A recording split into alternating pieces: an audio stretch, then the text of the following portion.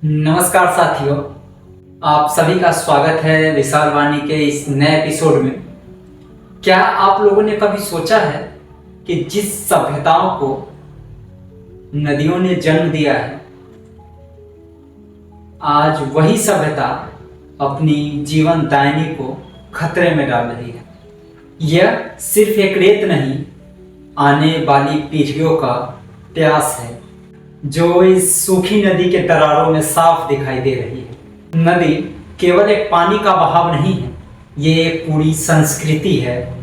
जब एक नदी सूखती है तो उसके साथ साथ उस क्षेत्र की भूजल स्तर भी गिर जाती है, खेती बर्बाद हो जाती है, वहाँ की पशु पक्षियों में नए नए बीमारियां आने लगती है। हम लोग अक्सर नदी को अपनी माँ कहते हैं, तो क्या हम लोग अपनी जिम्मेदारी निभा रहे हैं या उससे दूर भाग रहे हैं?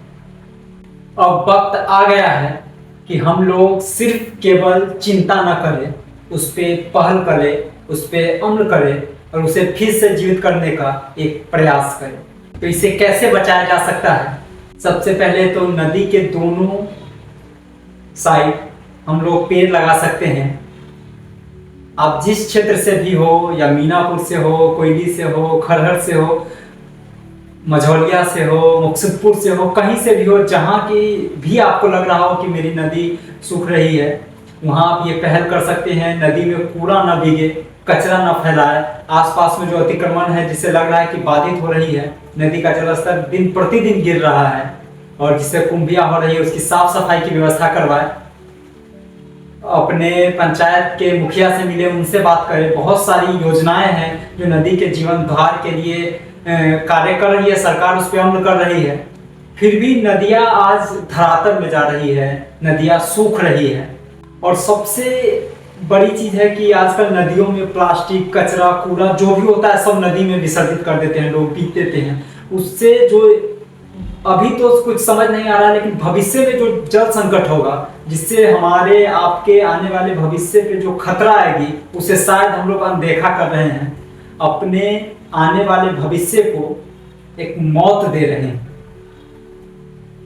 जीवन को बचाने के लिए हम किसी का जीवन नहीं ले सकते। अपने सुख सुविधाओं के लिए थोड़ा ट्रेवल ना करना पड़े, थोड़ा आगे ना जाना पड़े, इसके लिए जो भी कूड़ा कचरा जो भी होता है सब हम लोग नदी में विसर्जित कर देते हैं। इससे इतना बड़ा नुकसान होने वाला है जिसका अंदाजा हम लोग लगा नहीं सकते। इसको बचाने के लिए मैं बार बार कहता हूं कि इसको बचाने के लिए आपको सामूहिक प्रयास करना ही पड़ेगा। अपने गांव, अपने कस्बे के कुछ युवा जो एक्टिव है वो मिले और अपने नदियों को साफ करे। हो सके तो डीएम से मिले, अपने मुखिया से मिले, पत्र लिखे, और जल संसाधन मंत्री से डायरेक्ट आप मेल भी कर सकते हैं, उनसे बातें करें और किसी भी तरह अपनी नदी को जीवित करे। क्योंकि जिस गांव की नदियां पवित्र हो, चलती हो और जीवित हो, वहां की खुशहाली देखने योग्य होती है।